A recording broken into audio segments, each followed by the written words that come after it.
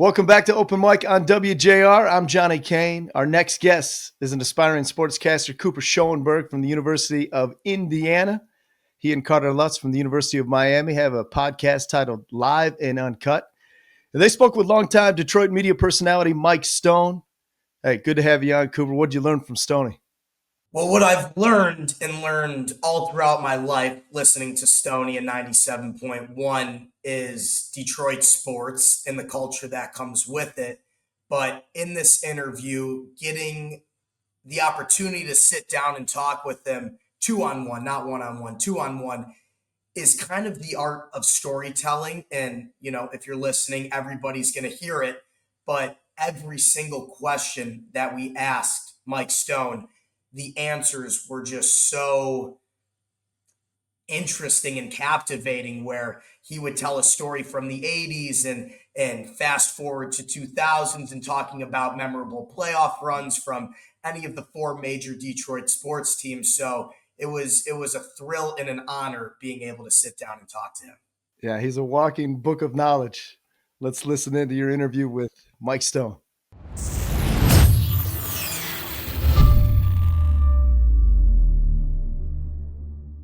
Now, waking up at 7:30 on a cold Detroit winter, frosty air hitting your face, stepping into that car and turning on 97.1, The Ticket. And who better voice to hear than the very angelic Mike Stoney Stone. Stoney, thank you so much for joining us today. What's up, boys? Glad you guys are doing well. We appreciate it. We're going to get into some Detroit ball talk, of course. We got to hear some of your thoughts, but you were really a part of the uprising of Detroit sports media.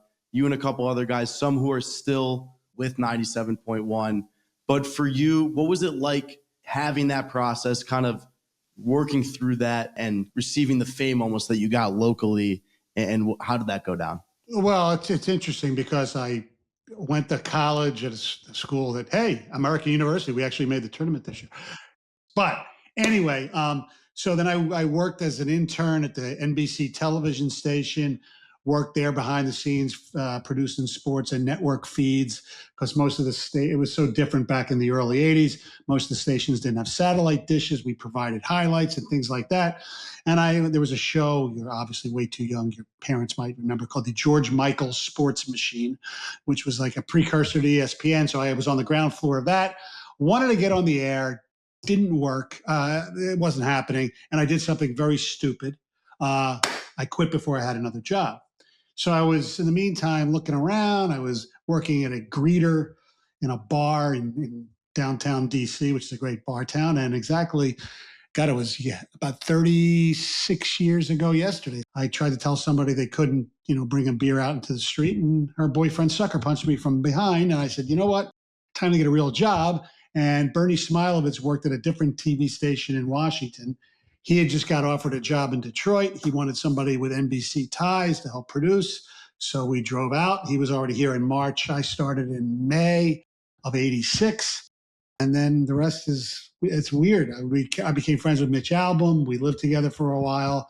And he did besides his newspaper stuff, he would do like SportsCaster on 98.7, The Wheels. It was rock and roll back then. And then we did this Sunday night show called the Sunday Sports Album, which was a 2-hour talk show every Sunday night. And it was fine. It was all that. And then finally, Detroit was the last big city to really get all sports radio format. WDFN started in July of 94, and I got lucky and got the afternoon job with Rob Parker, who you might have seen all over the national stuff lately, but we had a real good thing going. He left, wanted to go back to New York and do more of his writing. And Wojo took over for him because we did a weekend show, and Stoney and Wojo show became really, really popular, and it was a lot of fun. And then in 2009, when Obama was being inaugurated, Clear Channel, which is now iHeart, decided it'd be fun to fire 3,000 people nationwide on that day. So we got let go. And then next thing you know, I'm at 97.1 filling in. And then Jay Towers leaves their morning show, and I go in with Bill McAllister. And then that didn't go great because they let go of Bill, and then Jamie came in, and that was great because I knew Jamie from DFN. And then, as you know, unfortunately, he passed away at the age of 48. And then Jansen took over. And so that's basically me in a nutshell. We got the full rundown, I think, right there. Yeah. We love it. No, it definitely builds character. And talking about building character, for all the aspiring sports broadcasters out there listening to this interview, through all your experiences at American University to the George Michael Sports Machine on WRC TV, how did those past, previous experiences help shape you as a radio personality? It was so weird because it was so different. I just, even before, college and things, I always wanted to be a play-by-play guy, really. That's what I wanted to do. I used to sit with, little cassette decks in my house when I was like 10 years old doing games, Super Bowl games and things like that. I, was the PA announcer at our high school. I did play-by-play for the college radio station when I was an American. And one thing went to another. And I never really thought of doing a talk show for a vocation. We did it in college. We had a college radio station you can only hear in the dorms. So we'd be on for 2 hours, me and somebody, and we'd get like one phone call for 2 hours. So that's where you learn the gift of gab, where you have to bullshit for a long time. And then, so that has helped. I think that's exactly what everybody needs to hear. I know me at Indiana University and Carter at the University of Miami calling games on WIUX or WVUM. It definitely is a character builder almost, starting at the bottom, learning sports like volleyball, working your way up to football or basketball. But that's the bread and butter of it all. Yeah, even when I was in D.C., I would do play-by-play of high school games. South Lakes High School. Now, it was before he got there. That's where Grant Hill played high school basketball. But so I did a little of that too. I tried to do a little of everything you could. And then when the radio thing started, to me, it was just natural because I was a Rain Man, savant, whatever. My head has more useless information than I know what to do with. And so it helped in talk radio. Yeah, and hearing about you and that experience in college, that's literally what I did this year. Started our own talk radio show, and it's important for people out there to hear you taking that initiative, being aggressive, not being afraid of, doing something like that for sure. I know for Cooper and I, you mentioned it, but listening to you growing up, you and Jamie specifically, that was kind of our prime of on the way to middle school, on the way to high school, and a lot of great interviews. Thank you. Breaking things down with people, learning so much we didn't, know before. And it was a couple of tough years of Detroit sports. Yeah, I feel bad for the generation of Detroit sports fans. And thankfully, every team, while the Wings, I still don't think will make the playoffs, at least every team's good to a certain extent. You don't have to say, oh, you're a Detroit fan. Well, at least we have some good players. It's the first time ever, and they're all trending upwards. So we're excited about that. But for you, as I said, a very talented interviewer. Cooper and I have had the pleasure of doing, 3 to 4 of these interviews now. What has made you so good at it? Maybe you can talk about the prep, but what's really your approach with these interviews? Because that's something that him and I specifically have been working on. I think what you have to do with the interviews, and sometimes I do it well, sometimes I don't, is it has to be more conversational. And you can't be afraid to ask the tough question. I mean, we used to go, because he was such a weird guy, that Jim Harbaugh wouldn't do the weekly thing over the phone. We would drive to Ann Arbor every Monday and talk to him. And it ended up being better because it's person to person. But yeah, and you'd have to ask him, why did this happen? Why did that happen? And, they don't like it, but most of them know it's part of your job. As far as like other, relationships over the years with Leland and, AJ Hinch is pretty good, and Dan Campbell was great on the air. Those guys are really good. Izzo's my favorite, so it's a cool thing.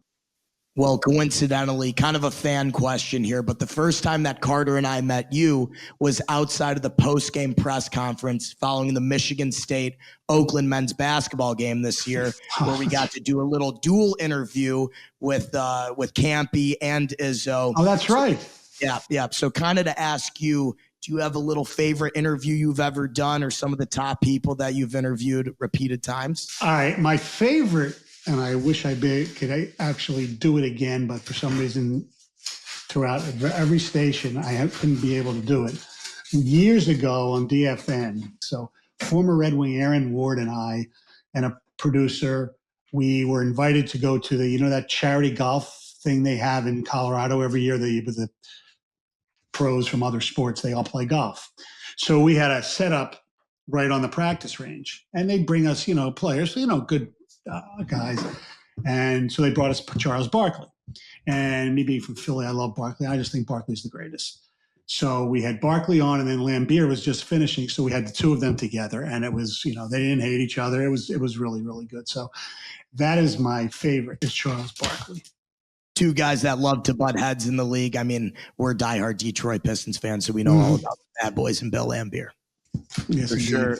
So we'll wrap it up with a final question, but we'll have a little fun with it. You've given out some spicy takes. No doubt about that. I'm sure you know. So have we in our short time as podcast hosts.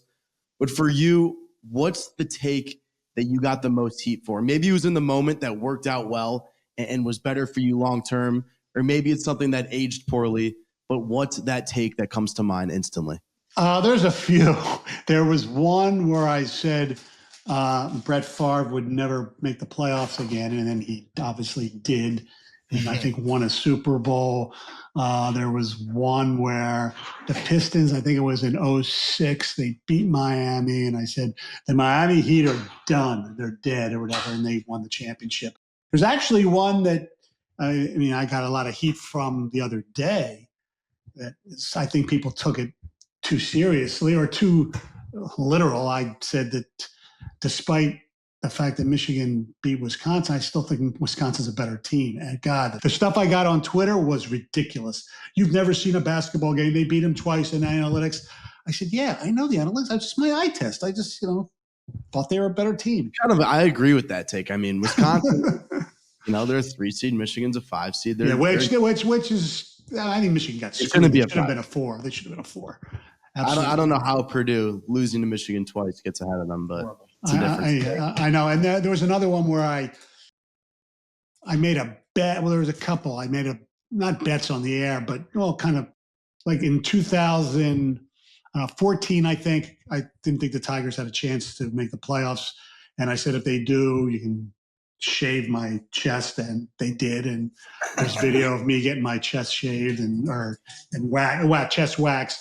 And then there was a famous one that's actually when I did TV on Channel 7. It was when Rich Rod was coaching Michigan. I said, there's no way they're losing to Purdue. If they do, I'll, come in dressed as a woman. And they lost. And you can find it. You just YouTube Mike Stone dressed as a woman. It's there. Yeah. So I've had a few of those. Final question, and obviously you as an interviewer have asked a lot of tough questions, but me, Cooper Schoenberg, I'm about to ask you the hardest question you've ever received. Can we get your top 3 Bruce Springsteen songs of all time? Rosalita is number 1. That's from the second album. Number 2 is For You, which is from the first album. And God, I'm going to go, just for this off the beaten track, Murder Incorporated. You had those locked and loaded, ready to go. Well, the first 2 are staples for me. Most people, they like Thunder Road, which I love as well. There's so many great songs. It's kind of a sick obsession. But, as my wife says, some husbands gamble too much, some drink too much. You go see Springsteen 138 times in your life, That's what happens when you're old. Well, you know what? Call Bruce Springsteen the greatest of all time. I know we call you the greatest radio talk come voice on. all time. All right. So thank you. Now you're going to make me well up. No, come on. No, thank you.